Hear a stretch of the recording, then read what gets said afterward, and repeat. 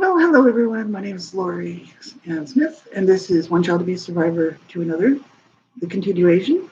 We're looking at the Survivor to Thriver manual, and it's from ASCA, Adult Survivors of Child Abuse and War Center program. And you can download it, you can read it for free from their website. It's free to use. You can actually purchase it like a collated copy if you wanted to have a hard copy of it. But they allow people to use it for free because they want people who are adult survivors of child abuse to get help. And so I've used it for years, over the years, and I found it very helpful. So that's what we're looking at. I did pop it into the chat there if you want to take a look or if you're interested in reading it on the web pages. I'm checking it out. I know they don't mind people using this manual as long as you don't monetize your stuff. And so I don't monetize my stuff by, allowing ads placed on my videos or anything. So I'm not making money off it, so they won't mind me using it. And as long as you don't change the wording and just say it's yours or something. So give credit where credit's due. And so they don't mind you using it. It's totally acceptable. And so it's the Survivor to Thriver manual. And like I said, I started using this years ago, back in 2009, 2010, for my healing journey. And I found it really helpful. So hopefully, you'll get something out of this. We've been looking at it for a few shows now. We're actually moving through the manual pretty good. And we're going to pick up where we left off. I don't want to repeat what we were looking at, but the section we're looking at is called What Are the Adult Repercussions of Child Abuse? It's on page 47. We went through relationship problems, and then they ask a bunch of questions. And then that was yesterday. Now this morning, we're going to look at low self-esteem. That's on page 49. So that's where we're picking up. So, you have to, like I always say, almost on all my shows, anything that I'm doing about child abuse, you have to listen at your own discretion because topics of child abuse are very disturbing. Let me tell you, being abused as a child is very disturbing. So the topics are disturbing, and you have to sort of know what's good for you to listen to. So if you think it might bother you, the topics of violence or abuse, anything to do with child abuse, you need to turn it off or go watch something else. And because you wouldn't be hurting my feelings at all. And also, if you're a survivor of child abuse or any type of abuse, this information can kind of trigger people. So, you need to make sure that you're safe enough. And part of the ASCA, the Survivor to Thriver manual, is about safety first. It's really important because you don't want to be triggered, go backward in your healing journey, have a miserable day, or hurt yourself, hurt somebody else, right? So you want to do a safety check if you're a survivor of abuse. Just, see how you're feeling. Just say, am I strong enough today to be doing this work? Do I feel, that I'm going to have a miserable day if I'm listening to this show? Or am I going to hurt myself or somebody else, go into a crisis mode? You can check to see how you're feeling today if you're a survivor of abuse, to see if this is going to cause you to have a horrible day. And because you don't want that, right? So, because you can always come back and watch another time if you really wanted to. Or you could just download the manual yourself another day, look at it, right? So just make sure you're safe enough to be listening to this as a survivor of abuse. And we'll get right into it. So thanks for being here. I really appreciate it. I'm streaming from Livestream today instead of StreamYard. I only have 20 hours to stream from StreamYard because it's a free account. So the leftover hours I'll have to come over here and live stream on YouTube. So I like the StreamYard thing, actually, the way it's set up. It's really nice. But we'll get into this. This is low self-esteem. Now, low self-esteem, I'm talking right now. I'm not reading from their thing. It's, child abuse, is obviously could be a factor in low self-esteem. But not everybody who's got low self-esteem would have been abused as a child, right? Many factors can sort of cause a child to have low self-esteem, and then as an adult to have low self-esteem. So, but it is part of the whole, problems that can develop from being abused as a child, right? So we'll look at this. They said if there's one quality most survivors share, it is low self-esteem. Chronic feelings of being bad or unworthy are intricately connected to all the other self words that are used to describe the adult survivor. Self-efficacy, self-depreciating, self-depreciating, self-conscious, self-blaming, and so on. Low self-esteem causes survivors to become their own worst enemies by turning against themselves in a damaging reenactment of their own abuse. So they said there are many abuse-related factors that contribute to low self-esteem. And the way your parents or abusers treated you, the message they conveyed about your personal value and worth, the amount of power they granted you, and the degree of control you had over your own life are a few examples. They said, of course, there's also a host of non-abuse related factors that can lead to low self-esteem. Concerns about your physical appearance, especially during adolescence, your progress in school, your social standing among your peers, and your family's financial or social position may all contribute to feelings of low self-esteem. So they said, while self-esteem stays relatively constant over the years, it is still a learned behavior, and such can be changed by rethinking and reworking old attitudes and perceptions. The first step in reversing low self-esteem is recognizing how you feel about yourself. And then you must learn to see how your shame, sense of unworthiness, and anger turned inward pervade your life and cause you to make bad decisions. Building self-esteem is a major task for adult survivors and is specifically addressed in step 16. And then I go on to ask some questions. And that's just it. I mean, self-esteem, a lot of people struggle with self-esteem issues. Like I said, could be anything. Could be any number of circumstances that could cause a person to feel lesser than or not as worthy as somebody else, or any number of things that a person might feel about themselves. And I really had to get in touch with, how I felt about myself. I knew that I had a real horrible, view of myself because I was abused as a child, and not just the child sexual abuse, but the whole abuse.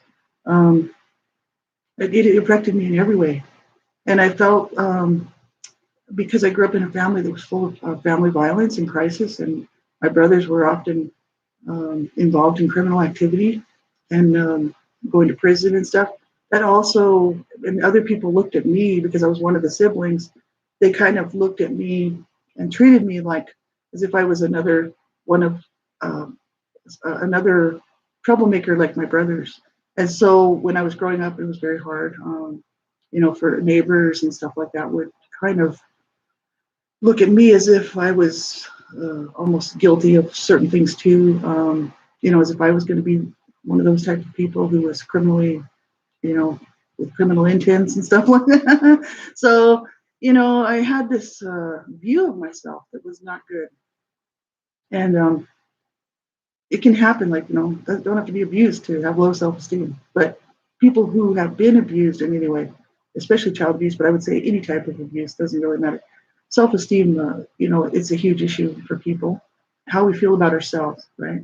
That was what I had to change. And that's really what, after I started writing my books and stuff and taking a look at the abuse and allowing myself to actually go through it and look at it and get a hold of and put it into words, I started to work on how I felt about myself. It was one of the early stuff that I started doing, and working with, especially with John Bradshaw's books, like I was talking yesterday, and also Robert Burney, The Dance of Wounded Souls, and that was really helpful. And I literally had to go and change the way I felt about myself. Like I said on another show about a couple of days ago, I had sticky notes, and I'd stick them up everywhere, like self-affirmation type stuff. And people think that's really silly, but actually it does help.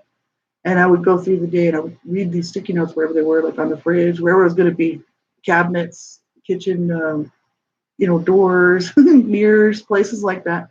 And I would actually write stuff like, I am worth it. I do count. I do matter.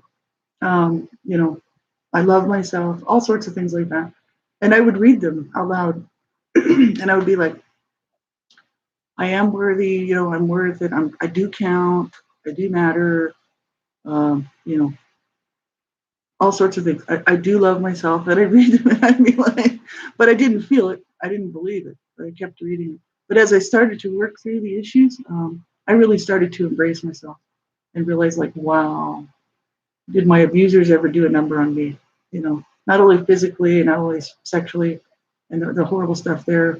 They really made me hate myself, and that's terrible, terrible, terrible. And that's why I do these shows, because I'm like, if you've gone through this, you certainly did not deserve that, and no one does. Oh, hi, Pasio, hi, Passaggio Alavillo. How are you? Good evening. It's morning here. I'm still waking up, as you can tell. It's 9 o'clock in the morning. I'm still trying to wake up. Have some coffee. I've been up for a while, but I'm not quite awake yet. But that's okay. So they said, this stuff just, it just almost, well, it pervades your life. But the thing, because it's this inward, unworthiness or anger that turned inward, it does cause all kinds of problems. Oh, totally. And unless if we don't work on it, it's a real problem because it just manifests over and over and over again. And you know, oh, it's 5 o'clock there. Yeah. Well, I hope your day's been good. And I'm just waking up, so I think it's going to be a good day. I hope so. The journal questions they ask, they're pretty hard when you're so if you have low self-esteem to look at this stuff. You know, these are hard questions to answer, but they make you see like where you're at and whether you really need help in this area, right? Question 31: do you feel bad, unworthy, ashamed, or dirty? Question 32, and I mean literally I had to go through when I was answering this stuff and write this stuff out. Do I feel bad, unworthy, ashamed, or dirty? And because of the CSA child sexual abuse, dirty does come into that. Feel bad, unworthy, ashamed, or dirty. I had to answer yes to all of that stuff. And, that's horrific. Now, is that where I'm at today? No, because that's what I'm saying. So many years later, I've done huge work on this stuff. So when we're answering these questions at first, we would go through this manual. We're starting out our healing journey. We've got to be really honest about this so that we can make sure that we understand how we feel about ourselves and change this stuff so that we can have a positive image of ourselves.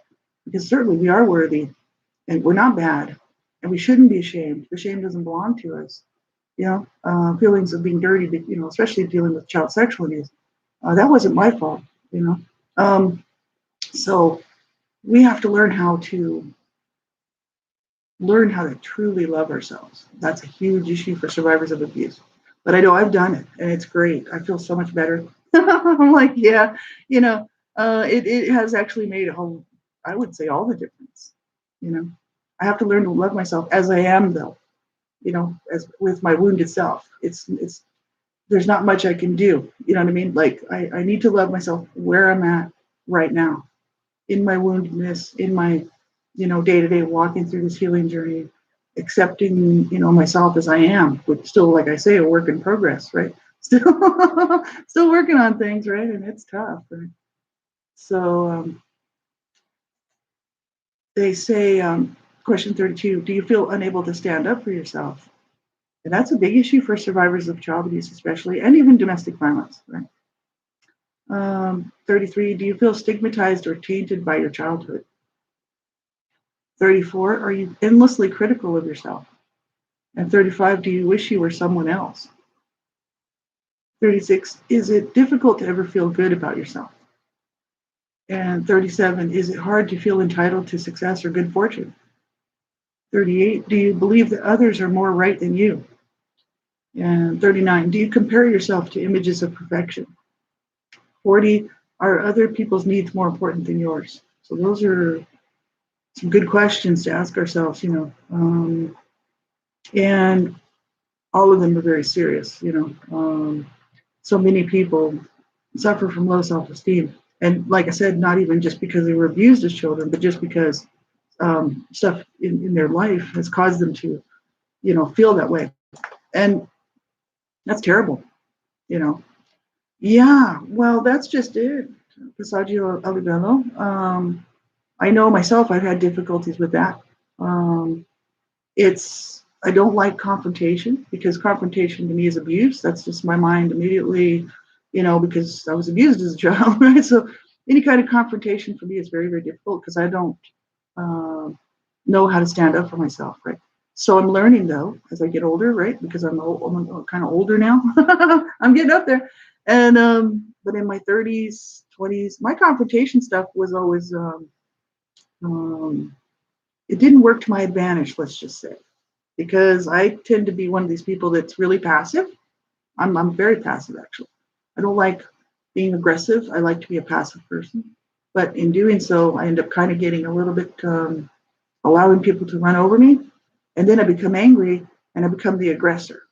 And then I'm like, in their face, screaming, I take it to, it's like I'll let so much stuff build up until it's a pressure cooker situation and the lid's going to blow. And then I blow and I make a huge mess of whatever situation it is. Because that's my way of saying, look, I'm not going to tolerate that. As like as a child, you can't really help it, right? You sort of have to just take what you get, and that's terrible. But I'm learning now as an older adult, especially probably since my healing journey started at the age of 42, 43, 44, right in there. I've worked on it and I'm getting much better at it, at learning how to stand up for my rights, for my needs, and how to let other people know. I still have problems with it. And I'll actually, because I'm a passive person, I don't want to hurt anybody. I certainly don't want to hurt my friends, So if there's something going on where I think I'm getting run over, something's not working out, my needs aren't being met, or at least I feel that way. I'm learning how to recognize the signs of where I start to then cut them off, because I'll leave jobs, I'll leave countries, I'll leave people because I'm a passive person. I don't want to hurt somebody, so I'm like, look, okay, this I feel like I've been wronged, so I don't want to hurt this other person. So then I cut them off, and I cut off really good people who love and care about me, and that's what I was talking about yesterday, because that's my way of protecting myself. My inner children are like, they're going to hurt us. They're going to hurt us, or they did hurt us. You got to get rid of that. You know what I mean? So my adult me is now trying to learn how to deal with confrontation and actually just be honest with people. And that's the hardest thing, because, as children, our needs weren't met. We weren't even allowed to have needs, most of us. I know growing up for myself, I was not allowed to have a need. As soon as I had a need, I got a slap in the face. I need lunch money, slap. It's like, okay, oh, I need a new spiral for school, slap in the face. What do you think I am? What am I, a money tree? My mom would bitch at me and slap me around. So I just didn't ask for anything because I was like, I was trying to avoid the abuse, right? This is so many children are not allowed to have needs, their needs don't count. My mom would tell me, I don't care what you need, you know. She wasn't going to meet my needs. That's all there was to it. Now she did feed us. We were fed. We weren't starved in the basement or something like that. That's I actually know people who've gone through that. She fed us, but she beat the crap out of us too, and she made us feel like we should just be dead. Right? So we got to eat, but so she did. She did feed us and stuff like that. But the thing is like, I just didn't want to address my needs with her because it would always turn into this horrific situation of me being the bad person because I had a need. So then in my adult life, I relate that to the same thing. If I'm a boss situation at work, if I need something, I have a fear to ask them because all of a sudden I'm thinking they're going to think that I'm a loser because I have a need. See, like maybe I need a time off or something, or I need something to happen at work, or whatever. I feel like my needs aren't being addressed at work. Let's just say, I'm just using myself for an example. All of a sudden, if I have to go to the boss for something, or somebody higher up, even for a raise, this kind of stuff. Right now, I'm not working, but like this is my past life of even in job situations. Usually, I tend to end up quitting the job before I'll ask for my needs to be met. And it's sort of the same in any situation, personal relationships. I'll just quit the relationship because I'm like, well, as soon as I start saying what I need, that's my inner children saying, they're not going to meet our needs. They're going to hurt us. They're going to tell us our needs don't matter and don't count. That's my inner wounded self, running the show at this age, right? And it's like, okay, no, we got to stop doing this. How many years have I done this? So I'm really learning how to stand up for myself and how to get my needs met. And this last few years has been a huge process for me because my husband passed away. And actually he was very sick. He was terminally ill. So I had to do a lot of stuff that I normally wouldn't do to take care of him, to make sure his needs were met. And then I thought, I can do that for me too. So I'm learning how to do this, but especially now that he's gone, I found it really difficult because I've had to reach out for certain things, especially government stuff and all this. And it's hard for me to do it, but I'm learning how to do it, that I do have rights. Now this I do know because I know about human rights, I'm very much up on it. I took a course, International Community Development, and that part of that course was looking at human rights. And we all have human rights. So many times they're squashed right? And that's really pathetic, but this is just the truth. We do have rights, and this is it. It's hard. It's hard. We, I think, what it is learning, that I have just as much rights as the next person. So why should I not get my needs met? And it's not like if we're asking for stuff that's really ridiculous, you can kind of say maybe our needs would be turned down if we're asking for something that's just somebody can't do for us. Um, but if it's something like, for instance, a raise at work, or we need something in a relationship to change because we're uncomfortable, or we're not being treated right, we do have the right to stand up for ourselves. Absolutely. And we shouldn't expect abuse back from anybody. That's where my boundary stuff came into play. That was very helpful for me to build to create proper boundaries. And I tell you, I can tell when people cross them now. And I'm like, that person just crossed my boundary. Totally. They didn't respect what I said. They had no respect for what I was talking about. In any situation, like I'm just saying. And I can really feel it. And then it's like, well, my boundary's been crossed. And then you have to let that person know, my boundary's been crossed. You've crossed my boundary. And I don't, that's disrespect to me as a person. If you set a boundary and you tell me something, I'm going to respect that boundary, and so I expect the same back from you. I still have a hard time doing that. See, to confront the person. That's what I'm saying. Confrontation is very hard for me, because I never learned how to do it as a child, right? So if I never saw my parents have a healthy confrontation. My parents were two of the biggest abusive people on the planet, as far as I'm concerned. They actually loved to hurt each other, and they loved to hurt their children. And they didn't want help. It's not like they didn't want help. They had the opportunity to get help.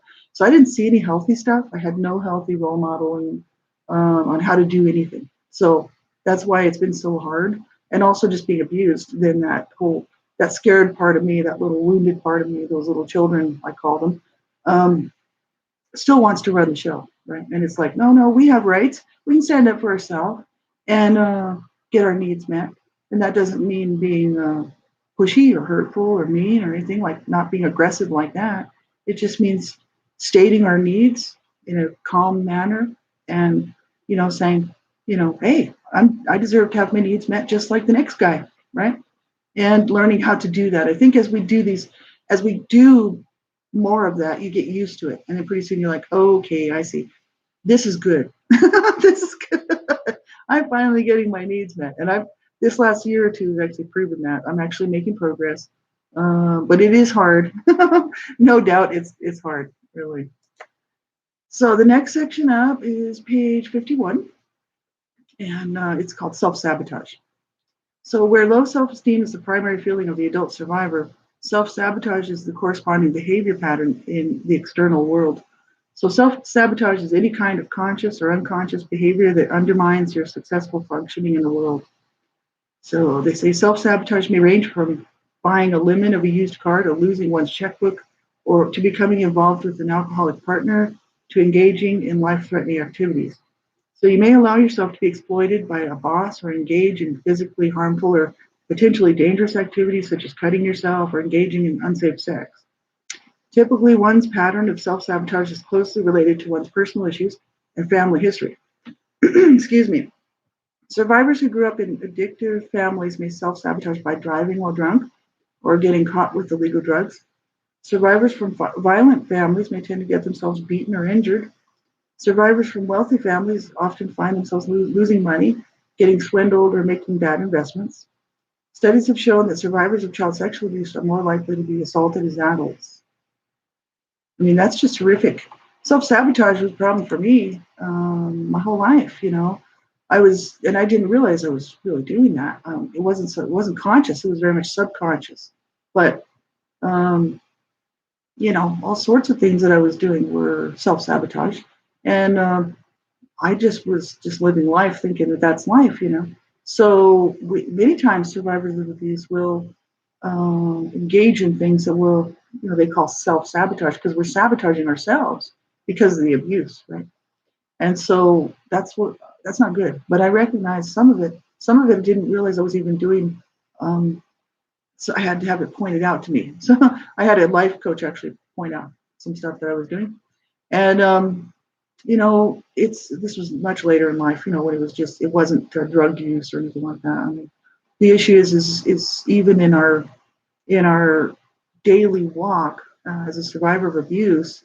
For instance, my whole thing was to run, push away, run, escape, get away. Even as an adult, I ran 2,000 miles at the age of 30, 29 years old. I finally ran away at 29. And it's like, I thought I was leaving my baggage behind, see, moving 2,000 miles away from my abusers. And I thought, hey, I'm free. But that baggage just came with me, right? So running was a problem for me. Always wanting to run from relationships, run from anything that I brought up, any feelings from the abuse I suffered as a child. So I had a job coach tell me, well, you can keep running if you want to, or you can stand up for yourself. You have rights. And I was like, wow. Because I told her I'd been abused as a child, and she was like, well, you can keep running, but I'm telling you, it's not the way to go. You stand up for yourself. You have rights. And I was like, I didn't see it until that point that I had been running from everything my whole entire life. That's harsh, right? To see that at the age of like 40 something years old, it's like, wow, okay, I didn't realize that. So this is what some stuff we may not realize we're doing is self-sabotaging until somebody points it out or we see it somewhere. And that's why these books are really helpful. Any type of survivor book, manual type thing is generally going to be helpful to be able to see like, wow, that's what I do. Okay, that's a problem. I can work on that, right? So I'm learning, how to do this stuff, right? And it is hard, no doubt. Um, and I mean, I didn't do all that stuff, but I did a lot of it throughout my life. And I wrote about it in my books and stuff. I've talked about it on my shows here, especially the Born in Hell series. I really went into a lot of detail. I couldn't discuss everything. I just wanted to bring out certain points because, it would just be too lengthy. Like I said, that series was already almost 25 hours worth of video. And I did it over a really short period of time because I knew it was going to be triggering for me to do that. And it was hot. It was summertime, and I was tired. But I thought, okay, I'm going to do this. I'm going to get it done. And the series could have gone on for 50 hours. You know what I mean? I had a lot more information. It's just that I'm just kind of sharing what the real, the stuff I think is important, the real serious stuff, for people to sort of see, like, wow, okay, maybe I'm doing some of that stuff. You know what I mean? Just to be honest with people. But I know people who do all sorts of these things because I know a lot of survivors of abuse, and it's horrible to self-sabotage. That's why I'm always saying, we've been abused, so we need to make sure that we're not hurting ourselves, because that's the saddest thing ever. Is a child's been abused and then they grow up and then they hurt themselves. That's what I was doing, and so many people do it. It's not funny. It's not even okay that people would do this stuff, but we do, right?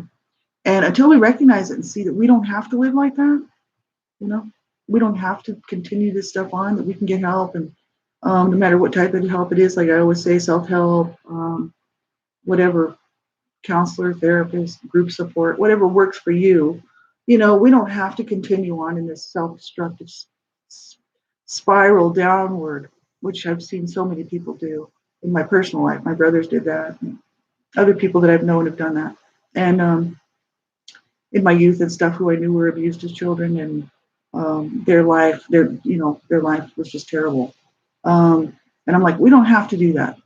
We can get help, and that's the whole issue. And that my parents were always like, "There's no help," They were brought up on abuse charges, and they were told to go to court-ordered counseling in order to keep us in the home. And they went to 2 sessions. They didn't want any help, right? Abuse just continued on. CPS signed off, and they were like, back at her. They just wanted to live their lives like that. And I've seen many of my friends do that, who grew up in dysfunctional homes, and I've seen, and many of them have died, and a couple of them were killed. This horrible, horrible, horrible. No, it's not okay. It's not okay. And you don't have to go down like that. See, I always thought that I had to go out in some sort of fiery, burning, explosive, horrible crisis when I was, especially when I was in my teens and 20s, early 20s. And I just thought, that's how my life's going to go. It's just going to, that's how it's going to end. And that was always in the back of my mind. And I thought, as I kept getting older and still around, I thought, wow, this is so not right. And I didn't do any work on it, like I said, till after I was 42 years old. So the thing is, many times that's the case, right? So not everybody starts when they're young, but hopefully you won't wait that long to get some help, right? If you're watching this and you haven't really started your healing journey, you need to think about that and realize that you can have a better life. It doesn't mean, oh, it's a bed of roses, like I'm saying. And that's why I'm always very brutally honest. I'm like, look, I have struggles and it's not a bed of roses, I'm on my healing journey and all of a sudden everything's great. I got a top job and I've got lots of money in the bank and everything's wonderful, brand new car. I don't have any of that stuff. I don't even have a job, right? The issue is that I'm not sitting around at the end of the day wanting to kill myself. Right? I'm actually having a good life. I actually enjoy it. I wake up in the morning and I'm not thinking about how horrible my abusers were and you know what I mean? And how horrible, any of the abuse was. I've worked through a lot of that. See, so I wake up, I'm having, I do these shows on purpose because this is a good time for me to do this. I'm not working right now, so it's a perfect timing. And it helps me in my healing journey to see where I'm at. But the thing is I used to be grieving and so angry. And I talked a lot about rage. I don't know how many hours worth of material on rage, anger, rage. I did a whole series on anger, actually. Anger, it was from angerresources.com. And it was Dave Decker and what's his name? Dave Decker and somebody else. These two guys put this website together called angerresources.com. And I went through that website and really extensively studied that because I had a lot of anger, but I didn't want to hurt anybody. So it was directed to myself. So in other words, it was all internal rage. And that's why I kept wanting to kill myself. And I was like, one of these days it's going to happen, And I'm like, I need help, seriously. Like, because that anger and rage was really all because I was abused as a child. And I couldn't come to grips and I couldn't come to terms. That's why it was really important for me to go through that anger and rage work. Like I didn't get to do some of the real work because I didn't want to disturb my husband who's terminally ill. And that's where you actually go ahead and allow yourself to smash things, break things, get that rage out, right? Whatever it is, punch pillows. There's all sorts of things you can do so you don't hurt yourself or somebody else. I did do some things, but not the real heavy duty stuff. Because also I didn't want to disturb my cat. And I thought, if anybody, I live in an apartment complex, it's like a condo building. And if I started really doing the rage work, people would think I was being murdered and they'd be calling the cops because I'd be screaming and hollering and yelling. So I need to go out into a field somewhere out in the middle of nowhere where people aren't going to hear me and get that stuff out. Eventually I may do that because I still have that little bit of leftover stuff there. That would be a good thing to do, I think. But that anger work is so important to look at. If you're self-sabotaging and have a lot of anger, that kind of stuff, that's where I was. And I didn't want to hurt other people. No way. That's the last thing I'd want to do is hurt somebody. I was hurt. I know what it's like to be hurt. I don't think it's right. I don't think it's right for people to go around hurting people just because they're hurting. That's what my parents did. That's what my brothers did. That's what that's what abusers are doing, mostly. Some of them are just sick and sadistic and twisted, but a lot of abuse comes because the abusers are hurting themselves. And they just take it out on whoever's around them, right? And a lot of people have gone through that, and it's not fair. It's not okay. So that's why I was like, no way am I going to be like that. But so then I internalized it, hurt myself, right? That's no good. So with this self-sabotage is so important to get a hold of, realize what we're doing, and then work towards stopping it, changing the behaviors. Allowing ourselves to have a good life, because we certainly didn't deserve the abuse. We certainly do deserve to have a good life, just like everybody else, So on page 52, self-sabotage is linked to the survivor's instinct to become re-victimized in a way that continues or replicates the past abuse. Sometimes the self-sabotage is not directed against the survivor, but rather against someone the survivor loves. For example, the adult survivor of family perpetrated sexual abuse who is now a mother may be surprised to find that her daughter is being molested by her husband or a friend of the family. In this case, the self-sabotaging behavior is the mother's inability or failure to see what is happening to protect her child. So reversing that's terrible, but that's just the way it is. Reversing self-sabotage begins with building awareness of everything you do in your daily existence that sacrifices your happiness, satisfaction, and productivity. And this will be discussed in more detail in step 9. So they go on to talk about more about it in the different steps, which we'll be going through eventually here. So journal questions, number 41, have you ever thought about or attempted suicide? So when I answered these questions originally, I had to be honest with myself, so I wrote down all the stuff. Number 42, do you engage in life-threatening behavior? Number 43, do you ever put yourself in dangerous situations? Number 44, do you ever purposely harm your body? Number 45, do you ever feel that you are your own worst enemy? Number 46, do you have frequent accidents involving bodily injury? And number 47, do you pick the wrong kind of people as friends or lovers?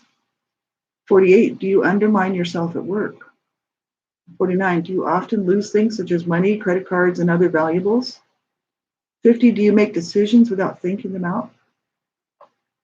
And that's all heavy duty stuff. And the thing is I had to answer yes to a lot of those questions. Now my answers would be different because I've done a lot of work, like I said.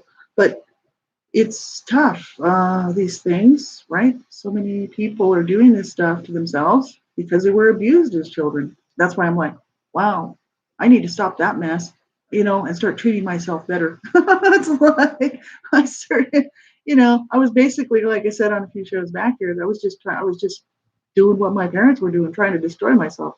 Like, well, they didn't finish the job, so I'll just continue on. That was me as a teenager, engaging in all sorts of harmful behaviors, massive, really dangerous drug use, and driving like a crazy person, wrecking my cars, not caring, if I was involved in car wrecks. I was in several car wrecks. And, suicide was a problem for me, like I said, all my life. And probably from the age of 10. I don't think I thought about suicide before the age of 10. I realized at the age of 10 that I was already dead. So I was like, oh, just finish the job, And that's a hard place for a 10-year-old to be, let me tell you. I know, I've been there. It's so difficult. But I used to do all sorts of stuff, life-threatening behavior, absolutely. Putting myself in dangerous situations. All of this pretty well was stopped when I got to be around 22, especially when I got off the drugs at the age of 22. I realized I needed to quit the drug use, and so I did. The only thing I did continue to do was smoke cigarettes. I thought, I'm hanging on to one thing. I'm not doing drugs, illegal drugs anymore, which included pot. I mean, I used to be a real pothead. Let's just say that's what we used to call ourselves. I used to smoke a lot of marijuana, and when I was young. And actually, I don't think that's such a big deal. But the thing is like, in my case, it really was because I was doing all sorts of other drugs with it.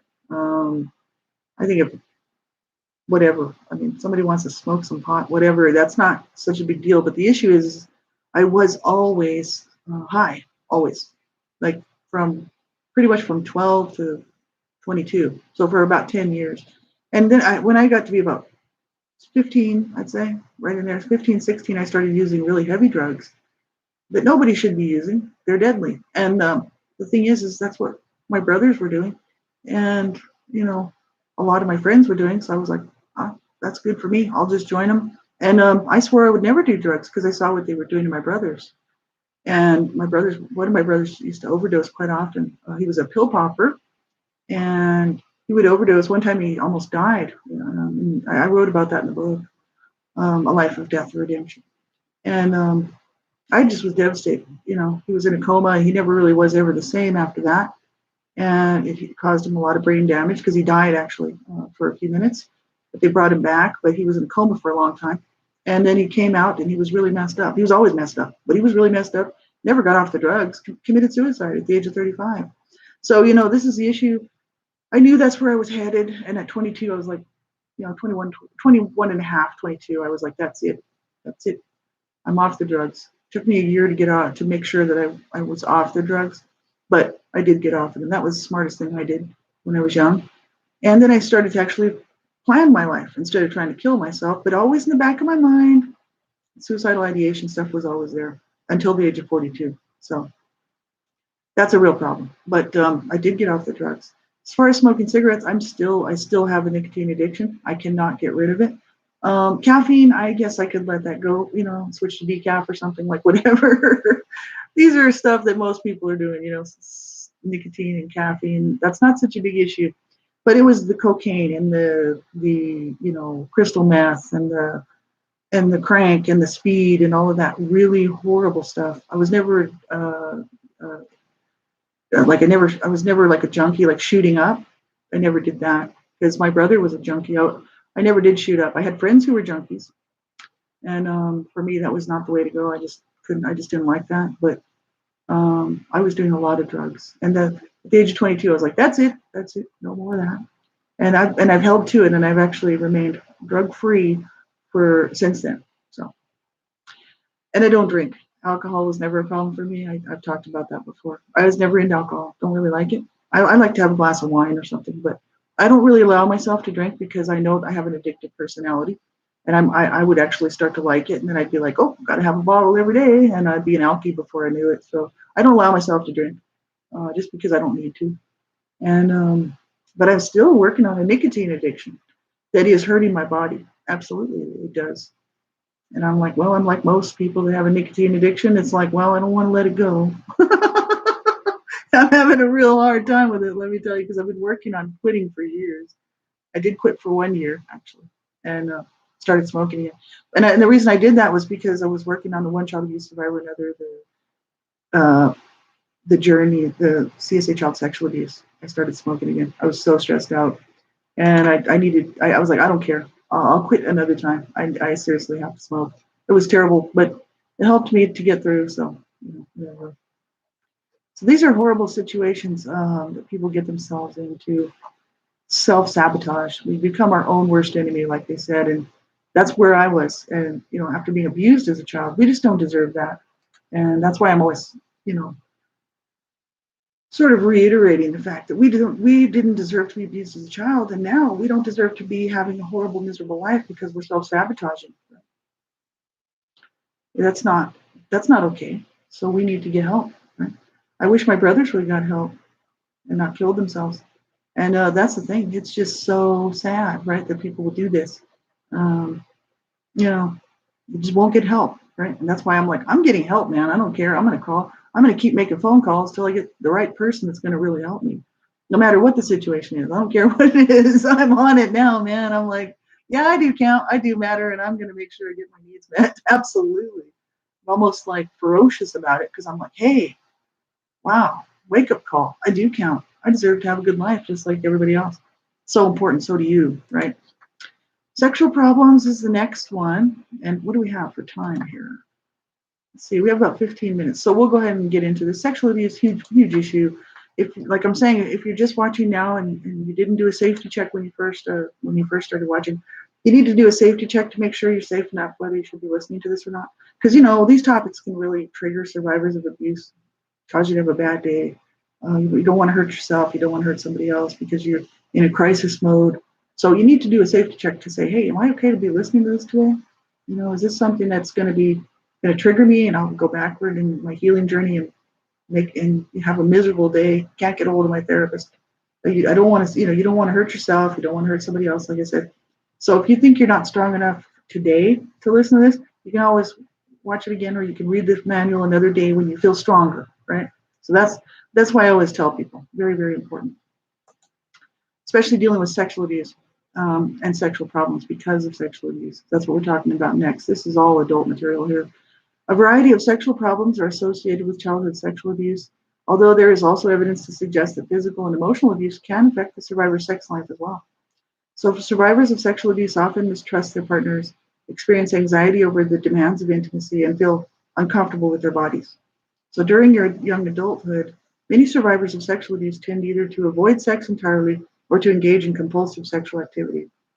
So either choice creates problems for adult survivors. particularly if they are still in denial about what happened to them as children. Where there is a history of sexual abuse, adult sexual activity and identification are colored by past associations, memories, and conflicts. And these may impair the development of healthy sexual identity and lifestyle. So survivors with sexual problems stemming from childhood sexual abuse often consent to sex when they really don't feel like being intimate, and then experience the encounter as another episode of abuse. It is not uncommon for survivors to have flashbacks during sexual contact, in which a memory of the past abuse is triggered by a familiar touch, smell, or position. If the sexual uh, abuse included the use of violence or force, survivors may mix up sexual and aggressive urges. A history of sexual abuse can add confusion about a survivor's sexual preference.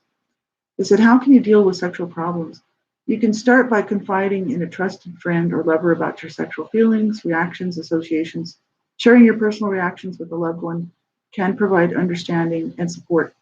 If you have specific symptoms or flashbacks, you may want to avoid sexual contact until you can resolve your feelings. If you're in therapy, you can discuss these issues with your therapist. And although some sexual problems require the services of specialists, uh, this is discussed in more detail in step 8. So that's a huge issue. Like I don't do a whole lot of talking about the CSA child sexual abuse that I suffered. It's just so, it's not that it's just so personal. The issue is it's just so um, hard for people to listen to, and it's not okay for minors. It's for adults only. I never really got all that personal about that stuff. In my book, I wrote about it some, but the thing is I have had difficulties with this all my life because my parents were sexually violent. My dad was raping my mother all the time, and it was marital rape, but he was forcing himself on her, and it was abuse. Like he would beat her up and rape her, right? And so he did that to me in front of me one time when I was like 6 years old. And I remember it, and it was a violent sex act. And I was just so devastated, you know. And my parents were always fighting, so it was not anything new that they were fighting all the time. But the issue is when with that, knowing that my dad was raping my mom all the time, and then when I got older, I used to try to protect my mom from my dad, and so did all my older siblings, which they would relate in beatings from my dad. But the thing is and he would still rape her. It didn't stop anything. You know what I'm saying? Like, this is horrific, right? I mean, he was a sick, very sick and demented man. So anyway, but my mother was also very sick and twisted as well. So they both were. So the thing is that caused me a lot of problems with sexuality. Then I was raped as a child at 8 years old by my brother. It was a violent rape. I was tied up and gagged and for a year raped by my brother, off and on through the year for 1 year. Caused me obviously a lot of problems. And um, then when I got older, my mom shipped him off after a year. She knew about it. She didn't do anything to stop it. And nobody got me any help. It was just kind of like, no, don't tell anybody. You know what I mean? So my mom would threaten my life if I told anybody about the abuse in the home. My mom would especially do that, but my brother as well did that. So my brother was just shipped off to Canada after a year, and then I was young. So see, I was about 9 when he was shipped off, and I was glad because the child sexual abuse stopped. But I was still being abused by my parents, and really horrifically and physically, especially from my mom, like I said. And I developed a huge hatred for my body and for being a woman. I did talk about that on my Born in Hell video if you wanted to watch that, the 8 to 9 Born in Hell video. That's about the CSA child sexual abuse that I suffered and what it did to my psyche, what it did to my being, my whole being. Like I didn't want to be a woman. I didn't want to experience what women experience. I didn't want to be anything. It was like no sex because I was raped as a child, and I witnessed my dad rape my mom when I was really young. So sexual sex to me was very violent. I didn't want anything to do with it, and I didn't want anybody to see me as a woman. So I was actually very much a tomboy, and before that happened, I was a girly girl.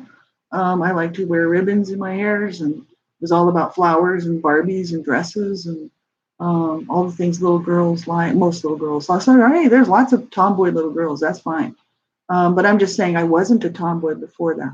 I was very much a little girly girl, fancy. I like the weirdest clothes, and I still do. I have very strange taste in clothing. Um, People would just be like, "You're like a fashion nightmare, man," and that's true. No harm done in saying it because I mean I agree.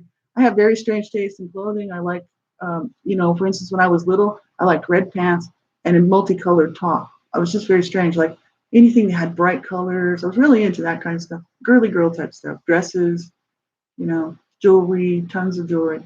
But when I was, kids love to play with that fake jewelry stuff.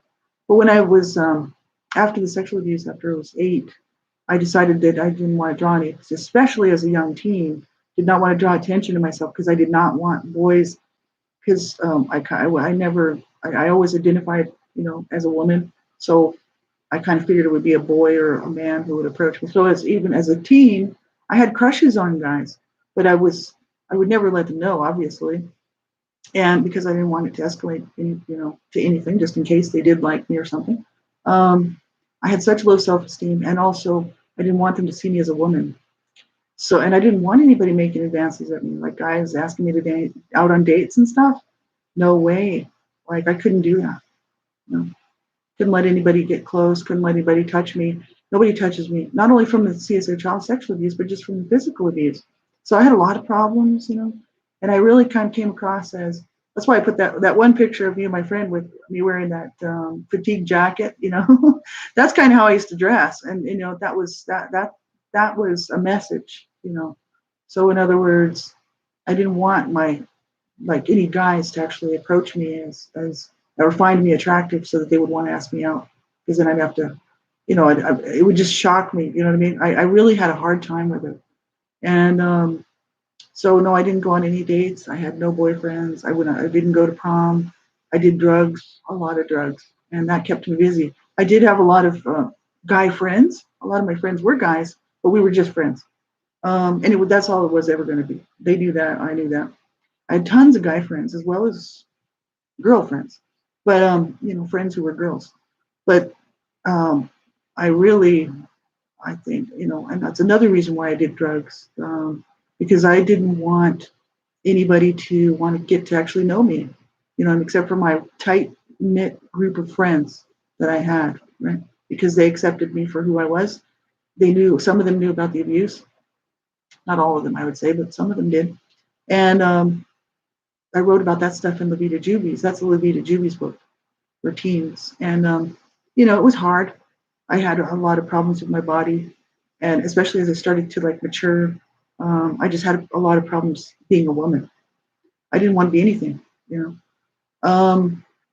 It affected my whole entire life, and it's just unbelievable what this stuff does to people and what this does to children. And then after the aftermath, right?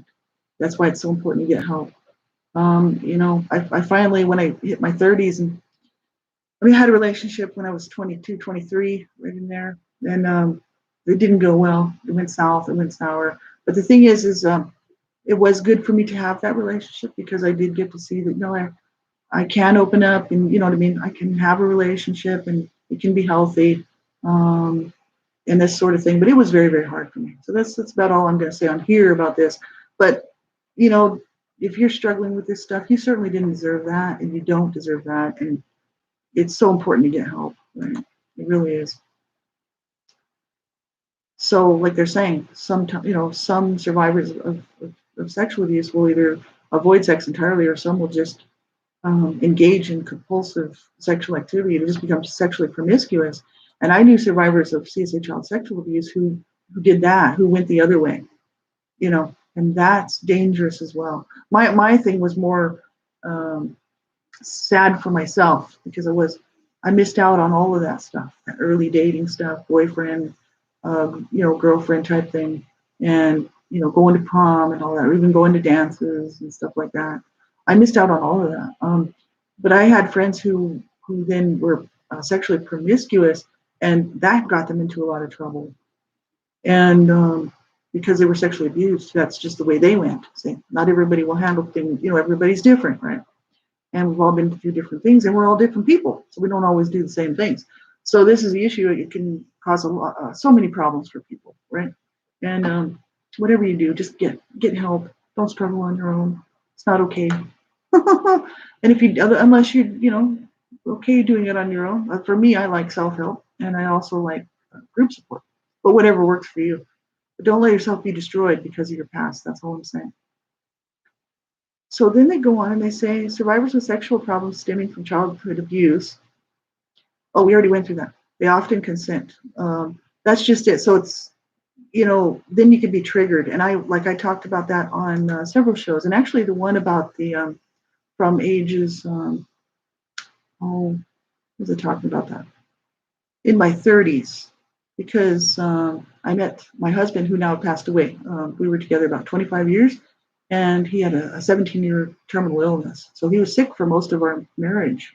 But I did talk about that stuff on that Born in Hell series. So if you really want to watch that, you can. And I really went into some detail about what I had to do to maintain this relationship with this man that I loved, but I needed him to understand what had happened to me and how hard it was for me to engage in any kind of intimacy. It was very, very difficult. It really was. And I was just so, I want to say, like some people say, lucky. I just say blessed because that's just how I say it. Same thing. And I just felt so incredibly blessed to have a man in my life who really loved me for me. And he wasn't looking to change me. He wasn't looking for me to change him. He really loved being with me as I am. And he was such a good person. And he allowed me to be able to have a normal adult life. Because he didn't psychoanalyze everything I was doing. He didn't like crowd me. He gave me my space when I needed it. He didn't ask me of anything that I didn't want to give him. He was just like a really good man, you know. He wasn't abused as a child, and he was emotionally well. So he was a good person for me to hang around with. Let me tell you, for 25 years, because he was my best friend, and he was a good man. He was my lover. He was my best friend and my partner, and he was my husband. So I miss him dearly. And but I had a wonderful time with him, and we both had a great time together. We just loved each other, and that's what good life is all about. Finding somebody who loves you for who you are. It doesn't want to change you. They just love you as you are. And then over time I did change, but people do, right? I mean, and I started to really enjoy life and open up, and he really saw that. And he was happy for me, but he never said, you need to do this, you need to do that. How come you're not healing on your healing? How come you're so messed up? He would never say stuff like that to me. And he wasn't abused, but he just cared about me, see? That's the issue. You got to find somebody who cares about you. And if you don't have somebody in your life who cares about you, that sucks. I mean, he's passed away now 2.5 years, but the thing is I'll always have that time that we spent together to cherish for the rest of my life. That was a huge gift. Absolutely it was. So not everybody gets that. That's what I'm saying. Keep looking. You just never know when it's going to happen, right? So they ask questions. These questions are pretty heavy duty. And what do we have? Just a couple minutes. Yeah, they say, do you ever have flashbacks of your abuse while having sex? These are serious questions, right? These are very sexual questions. And they're very adult oriented. So you can go and look at this yourself. And this is page 54 on the Survivor to Thriver manual. But I did answer all of these questions while I was doing it. And it was very, very hard because I hadn't worked on the CSA child sexual abuse yet when I was working on this manual. That's why I'm saying it was very hard for me to do this. I did it, and I was okay doing it. But the thing is I knew I had to put the CSA child sexual abuse last. I needed to work on all the other stuff first, the physical abuse, emotional abuse, psychological abuse, all that stuff first. Then I waited to the end to actually deal with the CSA child sexual abuse because I knew I couldn't deal with it all at the same time. Hi, Shannon. I hope you're okay. I'm glad to see you here. Hopefully the weather gets better. I'm telling you, for everybody down in the south there, it's terrible. I hope you can get some heat and some electricity and stay warm. It's just terrible. We finally came out of our cold snap, so we had a horrible cold snap for a couple of weeks, but we're used to it up here where I'm at. So, but yeah, that's the Survivor to Thriver manual, and you grab it for free, like I said, from their website. They give it away. They don't mind, and or you can read it right on their website from the webpage. The link is in the chat. And the next section we'll look at tomorrow is called Symptoms of Trauma. And that's what we'll pick up with. So, if you're having a hard day and you're struggling, like I always tell people, almost always, every show, get help. Don't suffer on your own. Like if you really think you don't know how you're going to make it another day, you need to call somebody. You really do. Because that's what I'm going to do, right? And we do. We need to hang in there. We deserve to get help. That's why I keep telling people that. Some people don't know that. I didn't know that. That's why I didn't get help. I was just like, oh, I'll just keep living my life, muddling through. And it's like, that's no good, right? I mean, that sucks. So, keep reaching out. Don't allow yourself to be destroyed by your past. That's not okay, right? And we'll pick up here tomorrow morning, same time, same place, 9 o'clock, Mountain Standard Time. Thank you for being here, everybody. I really appreciate it. Oh, well, at least you got some electricity, but no water. See, that's no good. That's terrible. This is the thing. I mean, people, there's whole sections of the whole South that are just a mess, a real mess. That's terrible. See, we're geared up for it up here. I'm in Canada. It's cold up here 8 months of the year. So we only get 4 months and then it's hot. It either goes really cold or really hot. We're kind of geared for that up here. And all the everything, the utilities, they're all geared for that because they know it's going to go really cold. And it's going to be nasty for a long time. It's kind of like living at the North Pole. It's very similar. So, not quite as bad, but it's close. And, it's just people in the South aren't prepared for that stuff. They don't have to be. So why would they be? That's the issue. I hope that you can, I hope somebody will help you if you're struggling, like I said. And Shannon, I hope that things get better. And like, seriously, anybody who wants to hook up with me, you can. If you need help, resources, whatever, I'll put my link in the chat again. You can always contact me if you have Facebook. And if you don't have Facebook, that's okay, but you can still contact me by looking at your looking at my about section, because you can contact me by email. My Facebook is Laurie, LAURIE.Smith.Calgary. Because if I can help you find resources or something, I'll be glad to help out, right? And hi, Gazelle. How are you?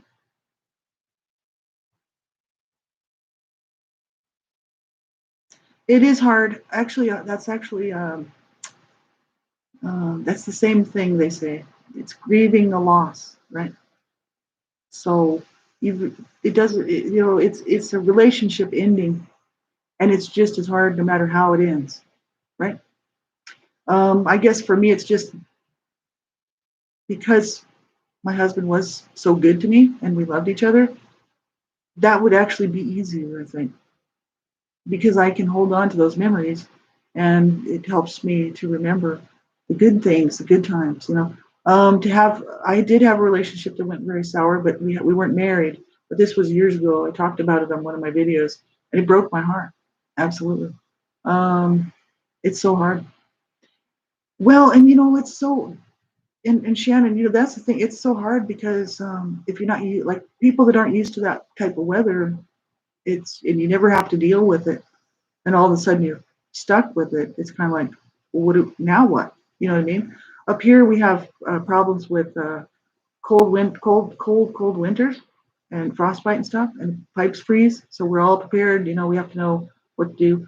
Also, in the summer it floods because the snow melt from the mountains comes down those rivers and quite often floods. And one time our city flooded, and I was stuck in me and my husband were stuck here with we had running water. That's the only reason why we weren't evacuated, but we didn't have electricity for 3 days. And and my husband was very sick, like terminally ill. So we had a friend of ours here, and couldn't even hardly get to us to get us out, but they did get us to another place where we could stay for another few days. So, things happen, right? Especially in the South, there's all sorts of like tornadoes and hurricanes. And I'm watching all the time because I'm always paying attention, because I really like to pray for people. And I'm always praying. I actually watch this stuff so I can pray. And I'm like, it's hard. It's very, very hard. And it is like a death. The grieving part, Giselle. it is actually a state. It's just like a death. When you, I mean, a relationship that ends and it's never going to be reconciled. My sister had a bad marriage and she was abused by her husband. So my sister did this re-victimization thing, see, and she got out after 7 years. But the thing, and her daughter was not abused, which was great. You know, they both loved the daughter. I mean, their daughter. So my niece was not abused, thank God. But the thing is he was abusive to my sister. She finally got out. The thing is it really was like a death, like grieving the loss of that relationship, and for my sister. So very very sad. This stuff happens. It's just terrible. And yeah, 68. That's not bad. 68 Fahrenheit. That's awesome. That's about like us in the summertime. We get to about 80. Sometimes 85. We've actually hit 90s here. It doesn't hardly ever go to 100 here. I'm from New Mexico originally, from the desert. And we used to get 105 in the summertime, but not with humidity, so it wasn't too bad. But like Arizona, like 105, 107, just really hot. The streets melt, all the asphalt. You can go out and dig big stuff, dig stuff. That's what we used to do. But stupid kids. But anyway, you know, I'm used to the desert. Yeah, I like the desert. But I moved to Canada to get away from my abusers, and because my people are Canadian, right? All my people are Canadian. My whole family. I was the only American. That's why I came up here, because I did want to leave my abusers behind, but I also wanted something different. And I thought, okay, I'll do that. So that's why I'm up here. But I'm originally from the States. So, and well, this is the thing, because that's the issue. That's like the same with my sister. She was married. She loved her husband, and when they got married, they were in love, real love. It just went south and went sour, and they could not, like, I think they did do some counseling. I'm talking about my sister now and her husband. He was abused as a child himself. So was my sister, and they did do some sort of marital counseling, but neither of them worked on their stuff. They didn't work on their own issues. So just they just it just became abusive, and that's just sad. And she still loves him. I'm sure she does. Um, yeah, 123. Yeah, that's hot. That's really hot. But see, I love that stuff. I love the desert. I really do. I miss it. But it's nice up here in the summertime. It really is. It's really beautiful in the summertime up here. It's not too hot. It's 90, 85, 90. But there's no air conditioning. Most places don't have air conditioning. So my place is always about 100 degrees in here in the summer with no air conditioning. And it's kind of a misery situation. I'm just like, okay, I can't breathe. It's too hot. Down in where I'm from in New Mexico, everybody has an air conditioner. There's no building that's built without one, except for maybe a shack or something. Um, so up here, I'm just roasting. I'm just like too hot all the time. And it's Canada. I'm supposed to be cooler, but I'm actually too hot. Thank you, Shannon. I appreciate that. Well, like I said, I had so many people when I first started my healing journey that were that for me. And they were like, you can do this, right? And they were like, as soon as I started reaching out, all these hands from all these different directions started reaching out to me, all these friends, and they were like, we're going to help pull you along. You're going to make it, and because they had been there, they knew, right, how hard it was. And they were great examples for me, these people. Lee Roberts is one. I volunteer with her for AU4H, Advocates United for Humanity. She's a survivor of horrific abuse, Lee Roberts. And we do the shows on YouTube, if you want to check them out. And Donna Shear. And Donna Shear's wasn't abused as a child. She's not a survivor of abuse. She's just a really good person who fights for child rights and fights for child protection. So she's done a lot of work with Connor's Law and all sorts of stuff. She works to try to stop and prevent child abuse. She's just a caring person, so she's really, just a good person. But Lee Roberts is a survivor sister. She's one of the first people that reached out to me as a survivor. And she was like, you can do this, right? You can do this. So basically, I'm just emulating what all these beautiful people did for me when I first started my healing journey. And I was a mess, a tragic mess. I really was. And they were like, we can do this together, right? And they helped me out a lot. So this is why I'm kind of trying to do that for other people, because it's helpful to see a real person's walk who's going to be honest about the stuff and not try to make it look like some people do, like some people, because they're just not being honest with themselves or anybody else. And I'm not pointing fingers at anybody or anything, but the last thing I wanted to do was come on and tell people, oh, it's great, you can do it, it's perfect, everything's perfect. You can heal, and you're going to have wonderful days. They're all going to be wonderful. I can't stand that crap, because that's not true. That's not reality. That's not life. It's like there's going to be really hard days, and they're really going to suck while we're going through it. And the issue is sometimes these days are so hard that we just don't know what we're going to do. We're like, oh my God, how many of these can I take? I get to that point too sometimes. And I'm like, okay, how many more days do I have to be dealing with this crap? That's just me. I just get really upset, and I'm like, this is no good. And that's reality, right? But what I do realize is that, yeah, there's going to be some hard days. Absolutely. That's life. And there's going to be some really crap days, but there's also going to be some good days. And that's what we have to remember as abuse survivors. It's truly kind of up to us.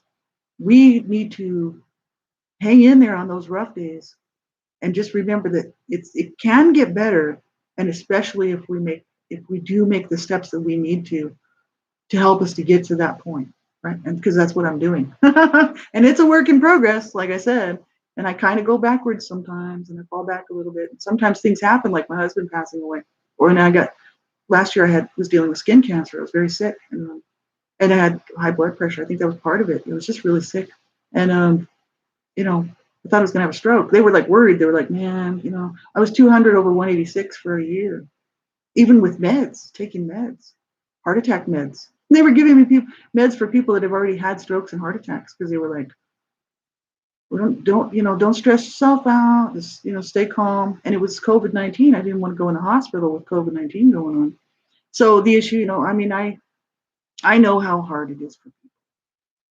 I've been there. And for somebody to sit there and promise that it's just all going to be a bed of roses is just, to me, it's just garbage.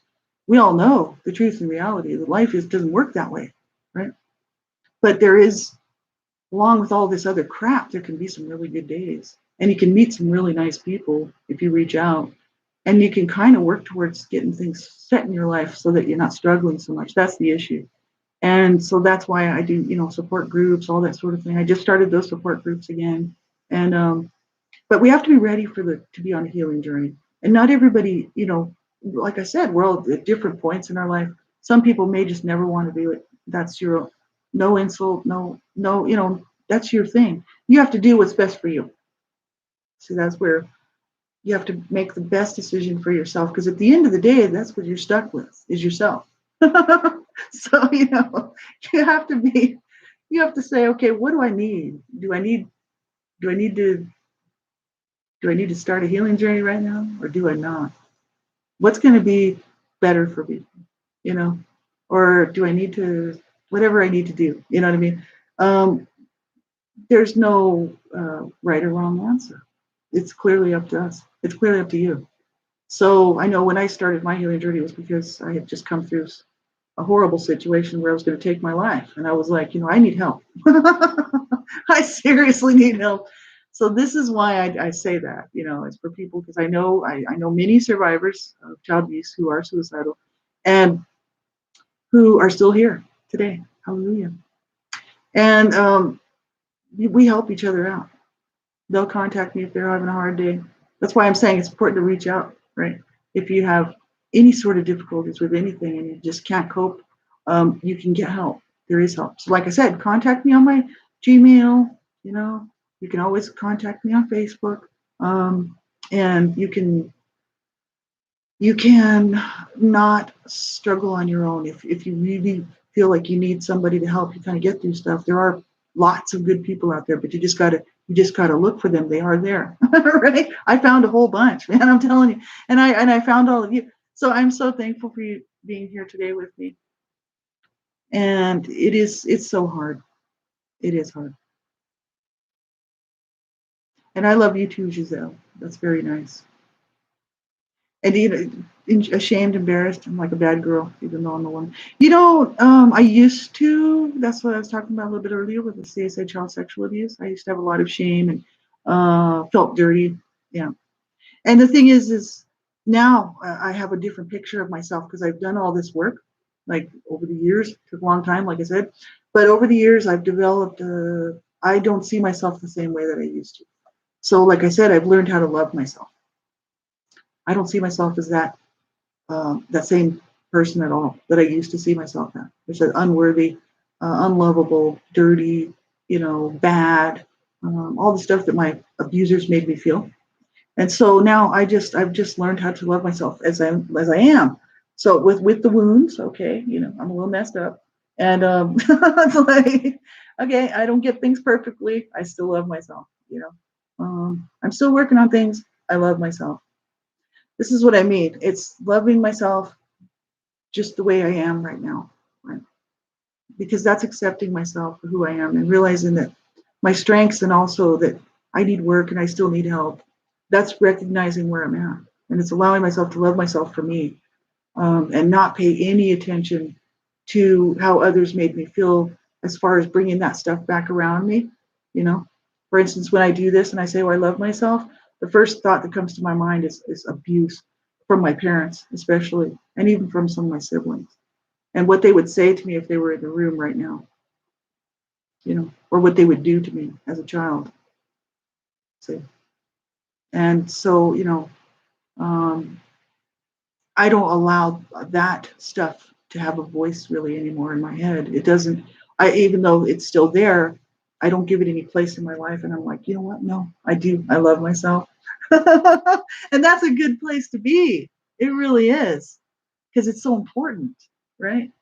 It's so important because we can't really ever make any progress until we actually do start to acknowledge that we are deserving of love and that we're deserving of decent treatment, right? And that we also deserve to get help, and no matter what help that is, in whatever way that works for us, right? So thank you very much. I appreciate your prayers. And grief is hard. Grief is very, very hard. And I found, some days I'm still grieving. Like I did a show here talking about that on Saturday, the Survivor Weekend check-in, because I was grieving my husband again. And I mean, I hadn't done that for a long time, but it does come back around, and you have to go through the steps again. And it's getting better as time goes on. But we're also, as abuse survivors, grieving all the time, grieving our childhood. And so I did do the grief work on that too. But I still have days, and that's what I'm saying. I just don't get on here and say, oh, it's all bed of roses, because it's not. There's some days that are really, really hard. I'll be triggered by something, and it hurts all over again, you know. And the wounding is just as hurtful as it was when it happened, you know. And that's when I have to go in and do the inner child work and do that self-soothing, nurturing, being good to myself, and not playing the same old game of, well, it doesn't matter anyway, sort of thing, I'll just deal with it, I'll get over it, sort of thing, being hard on myself. It's kind of like, no, I allow myself to feel the feelings, right? And to sit where I'm at. So if I'm having a bad day, instead of trying to escape that bad day, if I'm having flashbacks or whatever's going on, memories, things that are just so horrible, I don't run from it anymore. I'm just let myself go ahead and feel the feelings. Right? If I'm angry, feel angry. But I don't hurt somebody and I don't hurt myself, right? That's the issue. But I can do other things then. I can write, I can journal, whatever I want to. I can say to my abuser whenever I feel like it on paper. They're all dead now, but I can sit there and I can tell them exactly how I feel and every cuss word that I want to tell them, and get mad, and I can rip up that paper and destroy it. I've done that several times. Um, you know, with not hurting myself, not hurting anybody, but just allow that anger to come out. It's so important, right? If I'm feeling sad, I just allow myself to cry.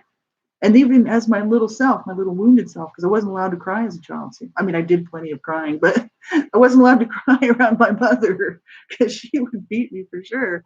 There's no way, man. None of her children were allowed to cry around her. It wasn't just me. She was the only one allowed to cry. She would cry all the time. But you couldn't cry because she'd be like, immediately coming at you with something to beat you with. It's like, so I just learned how to not cry around her, not especially when I was being beaten on, which became later anger and rage. So my inner wounded little children here, they're a mess still, the ones that are still there. And I actually, when I'm having a sad day, I actually allow myself to cry as I was as a child. I allow myself to feel this stuff. That little girl inside of me, I allow her tears to come out, you know? And then I just be really good and kind to myself, and it's so important, right?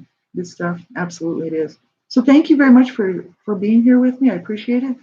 And I'll go ahead and yeah, Giselle, and like you were saying, you felt like it was your fault. And is it common? Absolutely. That's the problem. That's the issue. It was never our fault. But that's what abusers do is they in any type of abuse, whether it's physical, sexual, emotional, abusers put that on the child, and the child will often feel like it's their fault, or that they were somehow responsible for not stopping it, or they were somehow responsible for it even happening in the first place. And abuse is always the abuser's choice. No one ever has to abuse anybody. It's not something they have to do.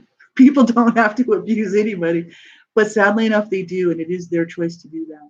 Sadly enough, we as children had nothing to do with that decision. There was nothing that a person could do to warrant abuse, especially as a child.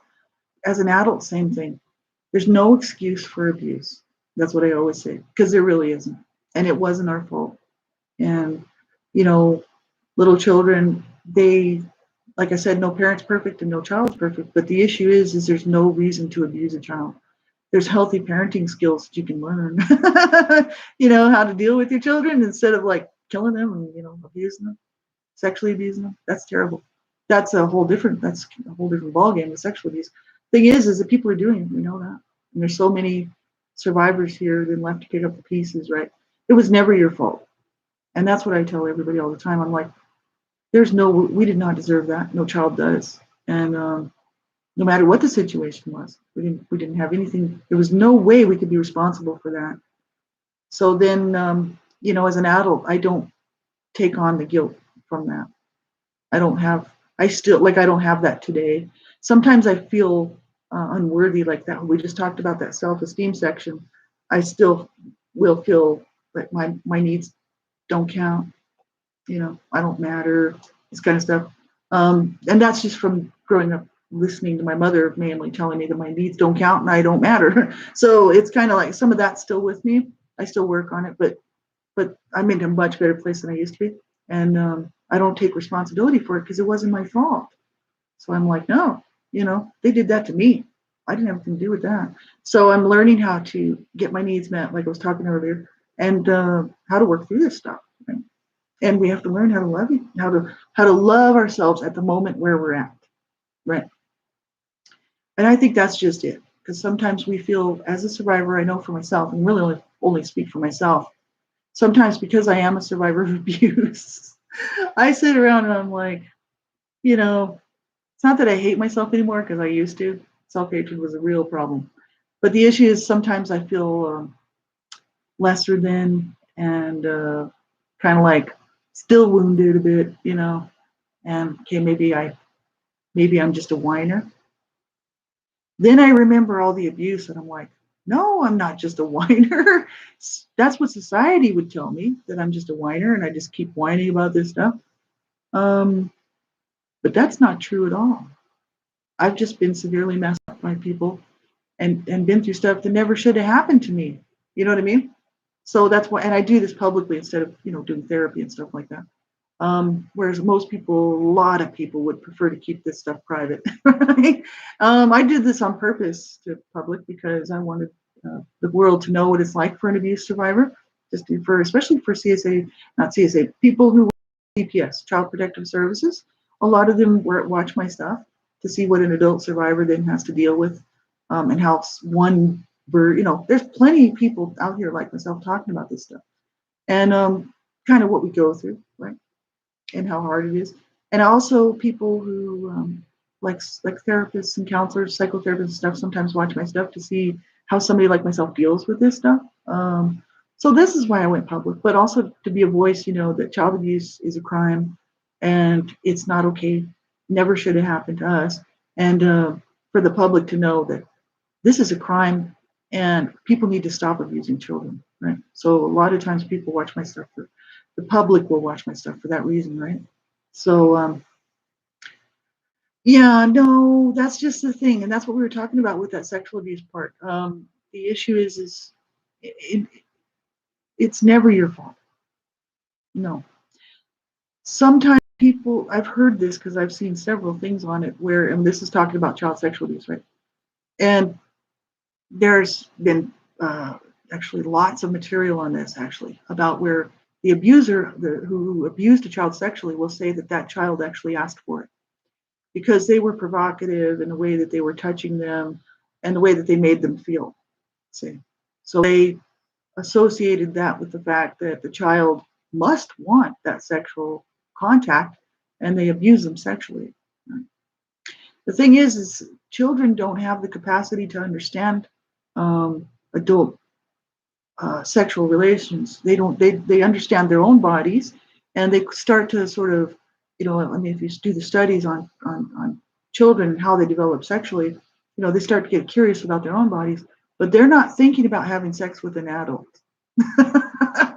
No, they're not. You know what I mean? So they may be, appearing to be provocative, but actually, all humans are sexual beings. It's a natural thing, and it shouldn't be a shameful thing. Mankind has made it a shameful thing, and this is really unfortunate. So, part of our whole psyche is really screwed up because of what mankind has done to our perception of what healthy sexuality really is, right? And so children don't want to have sex with adults. No, they don't. And the adults that like to sexually abuse children, because there's lots of them out there, they are claiming that children do want to have sex with adults. They are completely wrong. There's, plenty of people out there talking about how the fact that CSA child sexual abuse doesn't really damage children. I've actually read that several places. I wish I could find the links, because if somebody was arguing with me on here, posted a couple comments on my YouTube channel saying that they've never seen that before and there's no possible way somebody would ever say that. And I'm like, if I could find those links, I'd be posting them there, because if all I have to do is just search them out, they're there. There's all sorts of people saying that. And that's why I keep talking about it, because I'm like, you want to know the damage done from CSA child sexual abuse? I'll tell you about it. Because this is not okay. And, no abuse is okay. Emotional abuse, psychological abuse, physical abuse, sexual, I don't care. No abuse, neglect is okay. Some people will say, oh, I wasn't abused, I was just neglected. As if neglect is not a big deal, right? It's like, no, now, come on. Let's get serious, let's get real. Children deserve, and actually are all deserving of love.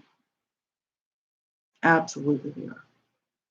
Love, care, and kindness, and proper training, so they don't grow up to be, lacking in anything. They need to be properly trained. That they need healthy relationships, and they don't need sex from adults. No, sorry. And so, the issue is like, if parents and caregivers were healthy people themselves, we would not have parental caregiver child abuse going on, and that's the issue. But unfortunately, we're stuck with that. And the fact that many people have children that should not be having children, unfortunately. Because the rest of us are, then, people, I've had people say that. Would you have preferred to not be born than to be abused as a child? That's a hard question to answer, isn't it? Would I say that now? Maybe at one point in my life I would have said yes. But now would I say that? No. Because I've learned how, I found love, I found self-love, but I also found love from others. I found joy, peace, right? I'm still working on stuff. I don't have full peace. I don't think I'll ever have full peace, but I don't know very many people who do. But I have found some peace, which makes me happy. And I can love, and I can let others love me. Wonderful. Absolutely wonderful. So I would say, you know what? I'm glad to be here. And I'm glad I didn't kill myself at the age of 42 and all those other times before that. I'm really glad. So let me tell you, it's worth it. I have more better days now than I did used to. That's what I'm saying. So it's so hard. So I'm gonna end the show for today. I'll be back on tomorrow. It's already an hour and a half, so I think I'll cut this one off. But I could sit here with you all day, right? Thank you for being here, Giselle and Shannon, and I had Passaggio Olivello here, and who else was here? Let's see. Hmm, I'm just looking, see if anybody else was here. No, I think that's it. But there were more people listening. Thank you very much for being here with me. I appreciate it. Like I said, I usually do this on my own and pretty lonely. And I hope this has been helpful for you. Like I said, if you need anything, get a hold of me. And I just wish you a really good day because I know it's not going to be a good day for some of you. It's not maybe a good day for any of us. But the thing is I still wish you a good day because I hope that you'll take care of yourself. And I hope that you'll sit there and you'll say, I do love myself. I do love myself. I really do. And actually believe it. Don't just tell yourself that. Just be like, no, I really do. Even though I'm not perfect. Okay, I'm not perfect. I still love myself. Absolutely. So take really good care of yourselves, and I'll see you back tomorrow. Bye.